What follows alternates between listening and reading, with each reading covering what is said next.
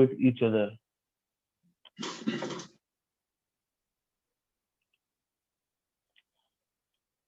Now we'll perform the first command over here, which is simply that PCA, and we will give Stata the list of independent variables on which we have to perform PCA. So the command is basically PCA space, and it will be our dollar sign and X list, which means that PCA analysis is to be performed on the global X list, which contains the 13 variables we are interested in. So we will just execute this command, and then we will see from over here that we got this result over here. So now let's just interpret the result over here. Now we have 13 variables, so naturally we are going to get 13 eigenvalues. And the Stata, what the Stata has done is that it has, ordered the eigenvalues from highest to lowest in the descending order basically. So the component one has the eigenvalue of 3.23, and the second component has eigenvalue of 2.23, followed by 1.95, 1.36, and so on. So the first column over here represents our eigenvalues for each of the components, and the second column over here represents simply the difference between the two eigenvalues. So the first value over here is 0.99905, is simply the difference between this first value, 3.23, and we subtract it from the second eigenvalue, which is 2.23. So this is basically the difference between the two eigenvalues. So the second column over here represents the difference between the two eigenvalues. Now the third column over here, this is the important column over here. It represents the proportion. It means that it explains the variation, the percentage of variation which is caused by component one. So the proportion over here is 0.2489. So it means that approximately 25% of the variation in the data is explained by our component one. And the component two is explaining 0.1720 or 17.2% variation in our data. And the last column over here, which is called as cumulative, is basically just summing up all these proportions. So if I add 0.2489 with 0.1720, I get 0.42, which means that the first two components over here combinedly explains 42% of the variation in our data. So because as we have talked about it before, that PCA analysis allow us to reduce the dimension of the data by keeping the maximum variation in our data. We obviously do lose some variation in our data, but the main goal is that we need to capture as much variation in the data so the pattern of the data or the significance of the data is intact, and we reduce those dimensions which are not explaining much about the data. So as I have told you before that there is normally a rule of thumb that we only take those components which have a eigenvalue of greater than equal to 1. So as you can see over here that the till component 5, the eigenvalues are greater than 1. And if we see the cumulative score over here, it means that the first 5 components are explaining almost 77% of the variation in the data, which is quite good. So over here we need to make certain decisions over here that how many dimensions out of the 13 dimensions we need to retain in our data.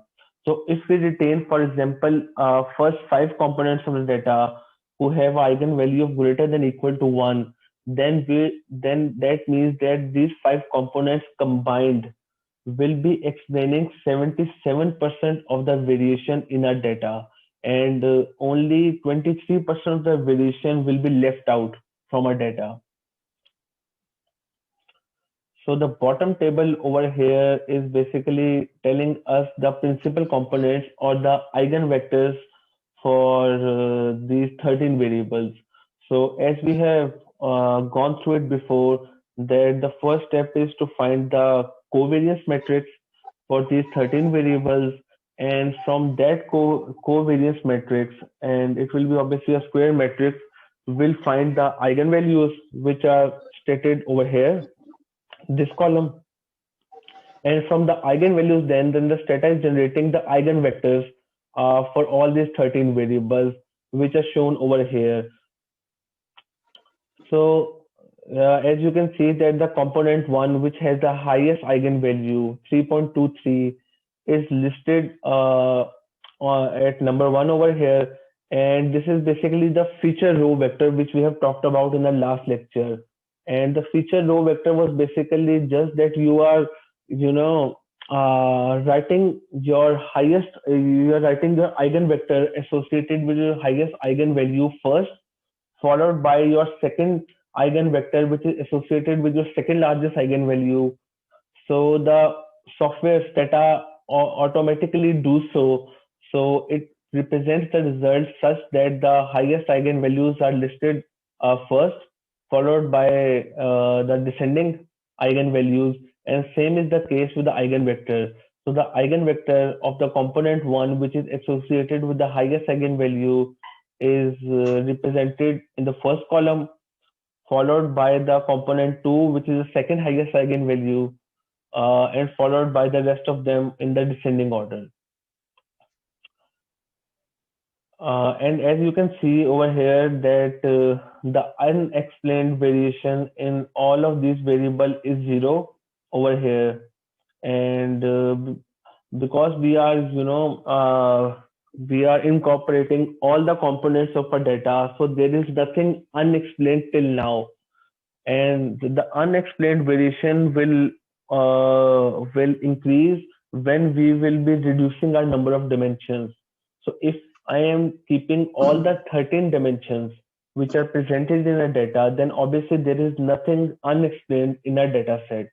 Everything is been explained and everything is incorporated in a data. So there is nothing which is unexplained, which is shown by this last column, unexplained over here. And this is basically the same thing which we have been doing mathematically for two variables before. And now the only difference is that we have 13 variables or 13 dimensions now.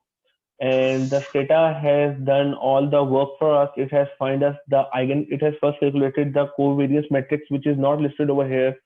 And through that covariance matrix, it has first found the eigenvalues for all the 13 eigenvalues, because we have 13 dimensions, and that it has found all the 13 eigenvectors from those eigenvalues, and it has listed them in a descending order.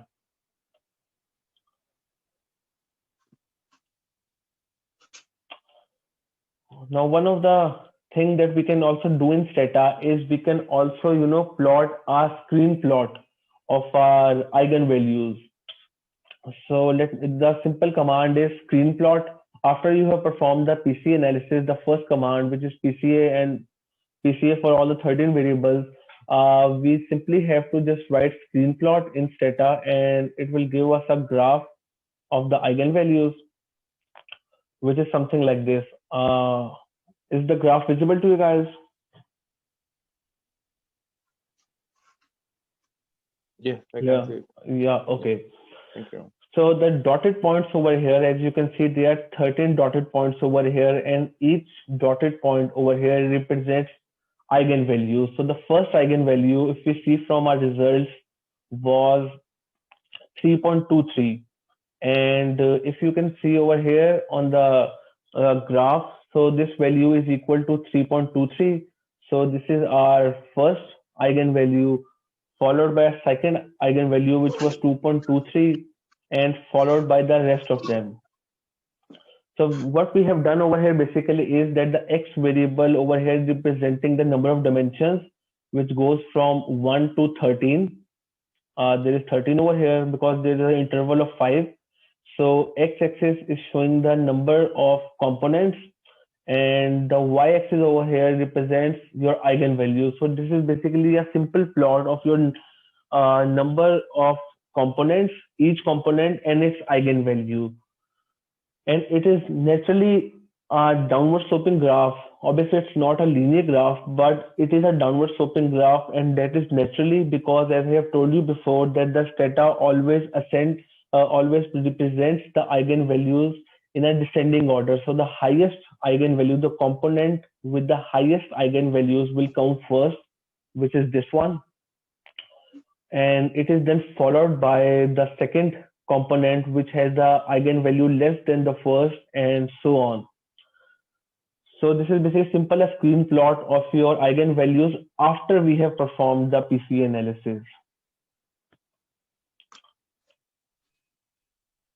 Now as I have told you that the rule of